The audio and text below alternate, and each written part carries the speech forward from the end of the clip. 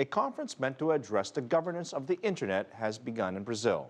Brazilian President Dilma Rousseff called for the conference after the U.S. spying scandal went public. Stephen Gibbs has more. Who should manage the internet and how? Those are the fundamental questions that are being asked here. And perhaps most pertinently by Brazil's president, Dilma Rousseff.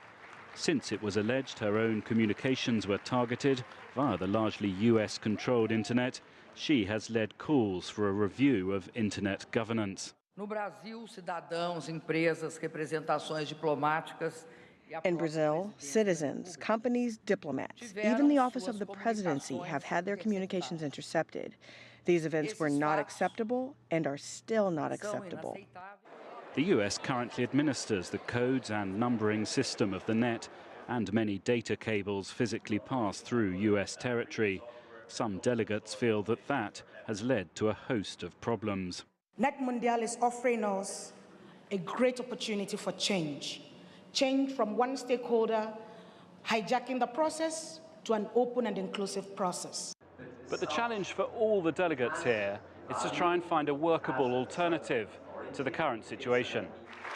The solution being put forward by Brazil and others is that the internet should be administered by what's called a multi-stakeholder community. By that it's meant everyone theoretically will have a say. Management will be by a mix of private sector, civil society and governments. But how to agree the practicalities of such an arrangement will not be easy. Amongst those being asked for advice on this conundrum is the scientist who invented the World Wide Web. But it is completely up to us to decide what we want to make that web, what we want to make that world.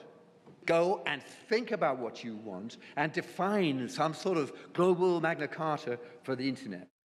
Sir Tim said when he worked on the web 25 years ago, it was nothing more than a fun project. That project has since changed the world, and the world now has many different views on what the internet's future should be. Stephen Gibbs, CCTV, Sao Paulo.